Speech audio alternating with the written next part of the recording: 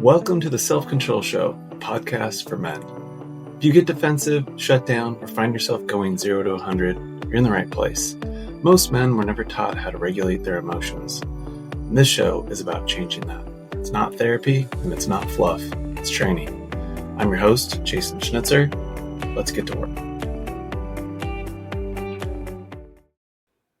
What's up, everybody? Welcome back to the show. And today, what I've got for you is, as the title of the episode says, anger management and why your classes aren't working.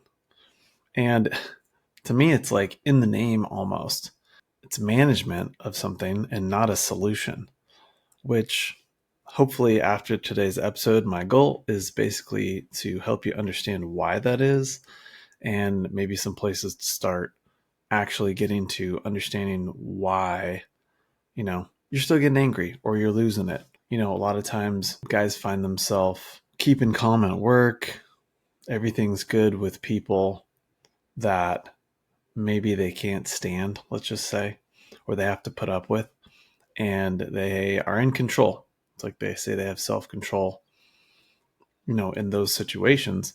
But as soon as they get home with their kids, with their wife, or, the people that they love, the littlest thing will take them out. And it's like, what the heck's going on, right? So what do people tell you to do? It's like they say, oh, go to anger management, right? Or talk therapy and talk it out. And, guys will go around collecting all these tools, in classes, doing things to help them, quote unquote, manage the thing that comes out, a lot of times when they least expect it, the people in their life that they care most about. And the reason why that is because you're not actually attacking the problem, right? What you're doing, it's like you're dealing with the smoke from the fire, let's just say, and you're not actually putting the fire out. So what's going to happen? It's like naturally, like even if you're really good at getting rid of the smoke, eventually what comes back? Yeah, right? More smoke, because you haven't actually learned how to calm the fire down, right? Put the fire out as the fire starts ablazing. And the reason that is because most of these anger management classes, basically, they teach you nothing about your nervous system, right? And really your emotions start and come from your nervous system, right? The affect or emotion will travel up your vagus nerve to your brain, and it either gets pushed forward to your prefrontal cortex or not. And if it doesn't, then you basically stay stuck in that fight or flight state and in your limbic system, logically speaking, and you react. And what happens at that point is the smart part of your brain that you really need to regulate your emotions turns off, and all the tools that you thought that you were learning and you thought that you had fly out the window, right? It's like you forgot them, because literally the part of your brain that needs to be on in order to use those tools is not actively engaged. And, one of the things I always hear is like, oh, like, I've done so much stuff and tried a lot of things. I'm just not sure if this is going to work for me. It's like, I don't mean to laugh at you guys, but it's comical because, like, when you think about your biology, it's kind of like, you're like, I'm really hungry. And you're saying that what I need is food and not water. It's like, I've been drinking so much water, and I'm like, gosh, it's like it works a little bit, right? But like, I'm still really hungry. And I'm like, yeah, it's because you need to eat food. And it's like, are you sure? And, I say it, a little tongue in cheek jokingly, because it's in a lot of ways, it's that simple, right? But also, if you've never experienced it, it makes sense that you'd be skeptical. Just like, if you had never eaten food, which obviously this is a little bit of a funny metaphor, but like, flying an airplane, right? If you never flown an airplane, maybe part of you would believe that, I don't know if that's possible, right? Never actually done it, which is a normal reaction and response to that situation. But, logically, biologically speaking, if you could imagine like your whole body, right? Imagine your whole body right now. Now, if you draw a line horizontally across like your neck, right? And if you divide your body from the neck to the top of your head, or your neck all the way down, and you think, what's physically bigger? I mean, it's not even a contest, right? It's neck down, bigger. So there's a pathway, there's a highway. It basically carries data from your nervous system to your brain and your brain to your nervous system, kind of back and forth. It's kind of like a transmittive highway. I'm from California, so like you think about like PCH that runs up and down the coast, right?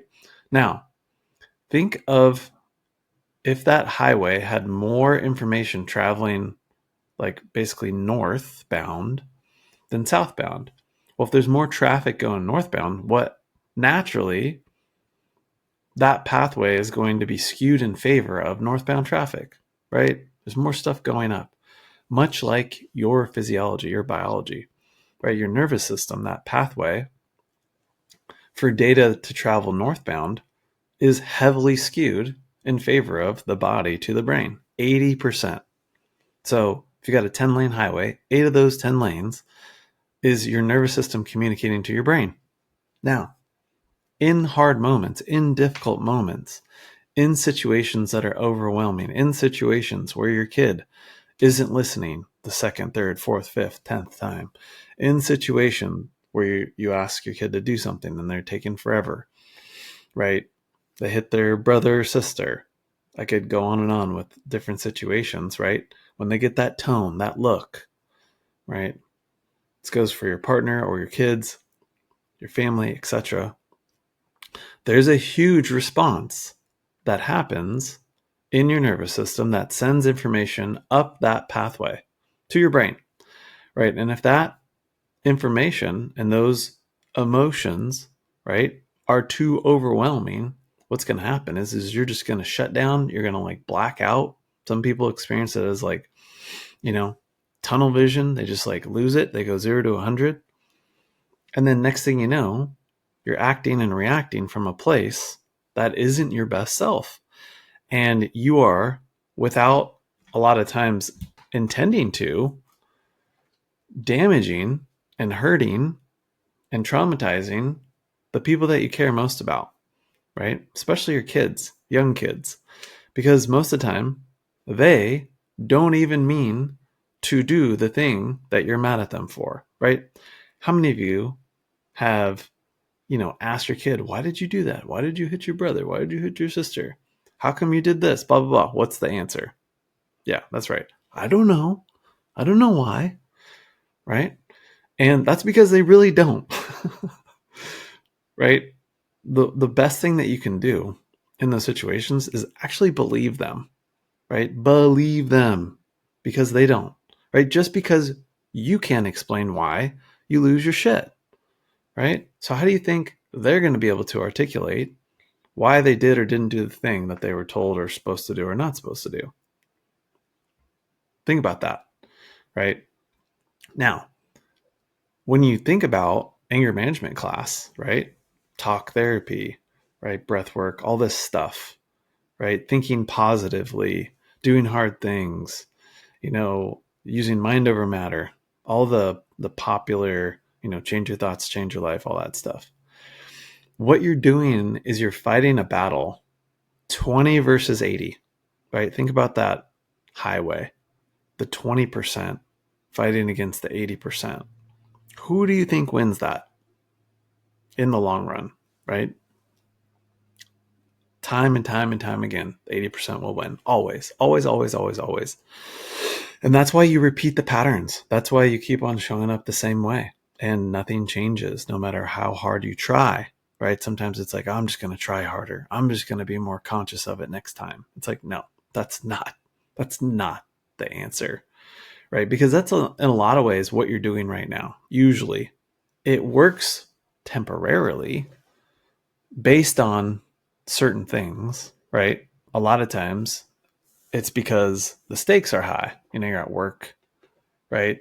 The thing that would happen if you were to react is actually worse than the thing, like losing your job, right? Survival keeps you in check.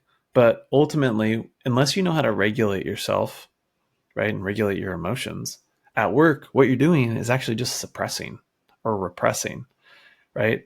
Doesn't actually, like, the feeling still stays with you. Sometimes it'll stay with you for days, right? Be pissed off by somebody, something happened, and you just carry that, right? And when you think about it, when you really think about that, where are you carrying that, right? Usually somewhere in here, somewhere in your chest, right? Tightness in your shoulders and your neck, where you're just so tense, right? That is literally your nervous system activated.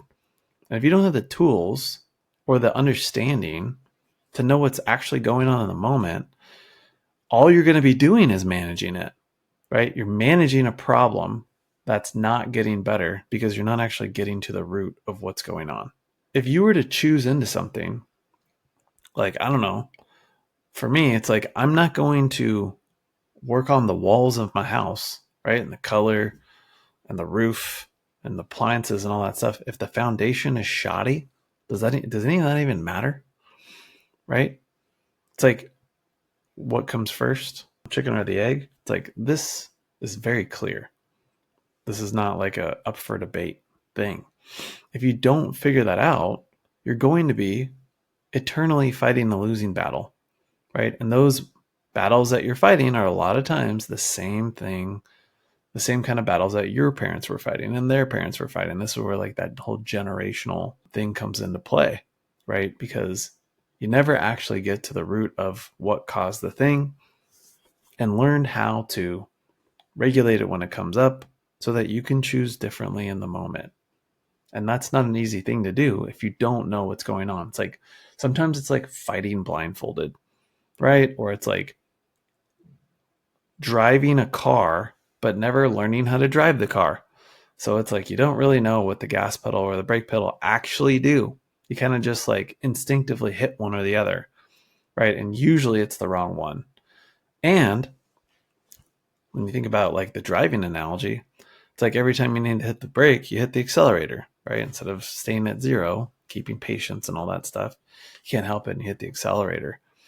And not only that, going back to like anger management and getting all these tools, the problem is that, like, you don't actually start to see the yellow or the red light come up at the stoplight where you need to slow down, right? Because a lot of times guys will be like, I just need more patience. Like, it just, in that moment, that hard moment, so tough, right? Which makes sense. But you need to learn, like, oh, yellow light, right? Got to slow down. Oh, got to learn what the brake is, right? I'm speaking in analogies here, but ultimately what I'm talking about is you got to learn how to regulate emotions as they come up, right? You got to be able to identify them. You got to be able to know what to do with them. You got to be able to know that they're just feelings and they're not going to take you out and overwhelm you. But if you don't have the skills to do that, well, you're basically going to be stuck right where you are in the patterns that are showing up in your life. And, that can look like, hey, it's kind of getting better, right? But then out of nowhere, it'll come out, right? And then what happens ultimately is then your kids don't know what's going on. Your wife doesn't know what's going on, right? Because you don't know what's going on. So what does that actually practically do in that dynamic? Well, it makes you like not a safe person to be around, right? Because if you don't know what's going on, you can't control it, well, then guess what? Your wife and kids are going to be like, oh shit, like, I wonder when that's going to happen next. Right. And so, that's when you get that walking on eggshells effect. That's when you get kids that are kind of like wide eyed and, anticipating the blow up to come. Right. One of the first things guys experience is like when they start to learn how to regulate is they start getting in touch with and really seeing like their kids like expecting something to happen. And then it doesn't. And then it's like, oh man, I can't believe, think about that over the years and years and years and years and years, how that affects their wiring. Right. And, permission to be direct for all you listeners. Here it comes. Right. That is a recipe for people pleasing. Right. That's a recipe for being a nice guy. It's a recipe for not being able to stand up for what you want or ask for what you want. Because what happens is your kids stop paying attention to like what's going on for them. and they start worrying what's going on for you. And then they start thinking like, not like, hey, what's going on for me? What are these emotions? I need to figure this out for myself. It's like, oh man, I better not do that because, dad might get mad and that is scary, right? So they start regulating you, right? An adult. And that's how kids grow up to be people pleasers, right? And I'm going to lean in a little bit further. That's also how your daughter will choose into her relationship with her husband. If she so chooses to be in a long-term relationship, she's going to see a reactive man as safe because that's what's familiar to her, not necessarily because that's what's best for her, right? And she's not going to, I think the kids say, get the ick, right? She's not going to get the ick when, a man's volatile that she's dating raises his voice, right? It's aggressive towards her. That's not going to trigger on the old radar as something that's not healthy and not okay, because that's what she grew up with, right? And same goes for your boys, right? You're setting the example for what a man's supposed to show up as, how a man's supposed to show up as, and how to regulate in the moment, right? Kids don't do what you tell them to do. They do what you do, right? Monkey see, monkey do. And it all starts with you. And if you can't do this for yourself, there's, how you're supposed to teach your kids, right? How you're supposed to show up in your relationship and, be able to say what you do, what you say you're going to do. And ultimately, as I like to say, stop the apology tour of, the I'm sorry's for losing it and apologize with change behavior. So that's what we're here to do on this show. And how you can start is learning how to regulate your emotions. You need to identify them, right? What's going on in your chest when you get upset? What happens to your heart rate? What happens in your neck? What's going on in your jaw? There are warning signs that are showing themselves. There's flashing yellow lights that you're missing. That's what you need to learn, is how to regulate that. And that's what we're here to do. And as always, if this is you, you're not alone. And this is exactly what we help men do and walk through. So feel free to reach out, click the link in the bio if you want to, in the summary, if you want to book a call to learn more about coaching. And as always, guys, thanks for watching. We'll catch you in the next one.